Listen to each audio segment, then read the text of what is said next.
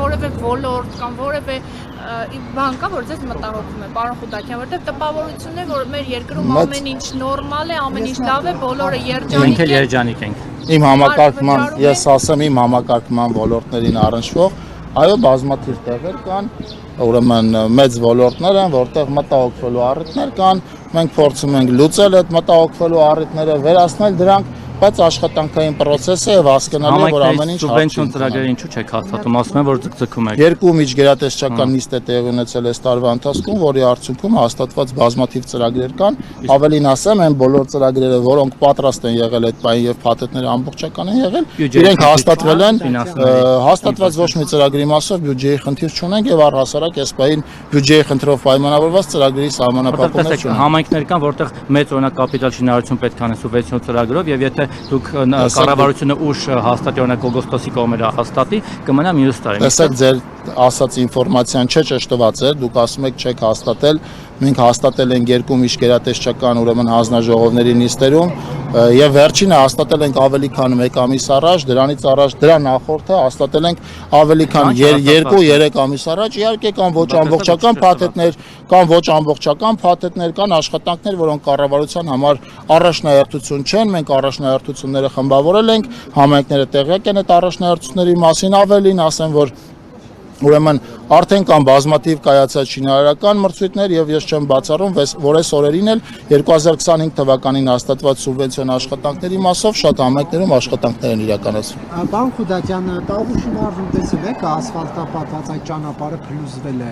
դա ինչի հետևանքով է այդպես։ Պիտի ասեք, որ ճանապարհի մասն է խոսքը։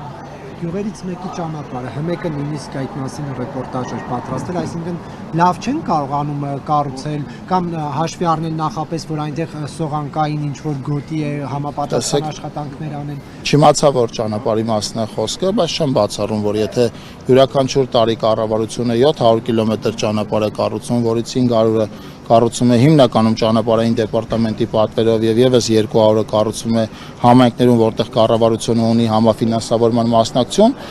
յուրաքանչյուր տարի 700 կիլոմետր կառուցելով ես չեմ բացառում, որ 2-3 հատվածում էլ հնարավոր է որոշակի խնդիրներ, ասեմ, որ այդ ճանապարհները, եթե կառուցված են 3 տարվանից ոչ ուշ,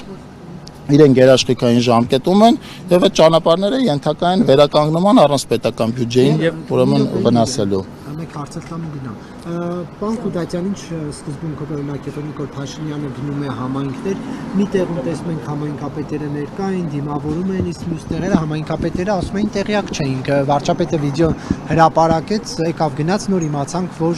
Հարգելի գործընկերներ,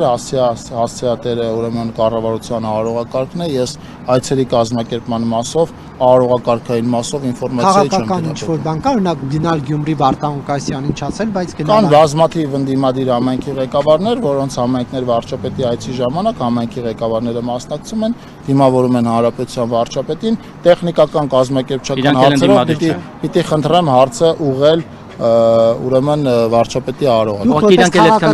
Ներկայացուցիչ, օրինակ ինչ եք կարծում, պետք է Վարդան Ղուկասյանը ներկա լինի, թե ոչ վարչապետի այցերին։ Առաջին հերթին Վարդան Ղուկասյանը պետք է ինքը մեկնաբանի, ինքը պիտի ներկա լինի վարչապետի այցերին, թե ոչ։ Մենք ասում ենք, եթե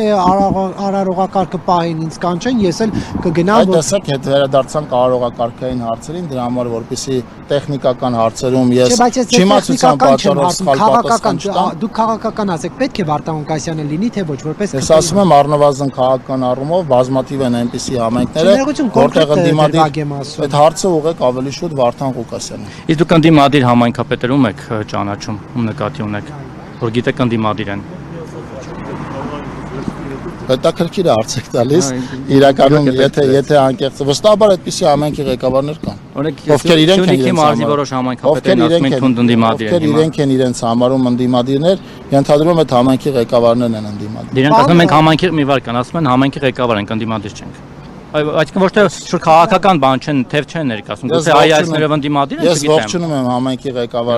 Ես ողջունում եմ համայնքի ղեկավարների այդ հայտարարությունը եւ համակարծիք եմ իրենց։ Դուք ասացիք ընդդիմադիր համայնքներ, դրա համար եմ ասում, էլի, համայնքի ընդդիմադիր համայնքներում նկատի ունեք։ Համայնքի ղեկավարները ասելով նկատի ունեմ են համայնքի ղեկավարներին, ովքեր իրենց ընդդիմադիր են համարում, իսկ նրանք ովքեր իրենց իշխանական են համարում կամ համարում են, որ իրենց գործը բացառապես համենքի շահերը սպասարկելն է եւ համենքի շահերին ծառայելն է, ես ողջունում եմ մեր համենքի։ Ձեր մտքում մի բան կար, չէ՞, ինչ որ անուններ երևի կային, որ ասացիք ենթագիտակցորեն։ Դուք ինձ որքան էլ համոզեք, ես անուններ Մի բան էլ ճանապարհների հետ կապված, Նարեկը որ ասաց տավոş, ես էլ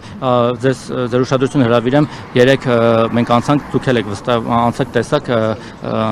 ճամբարական ճանապարհի փլուզված հատվածը, մարզպետի ես առանձին զրույցում որոշ պարզաբանում ինքը ասաց ինչ է եղել, բայց շատ լավ,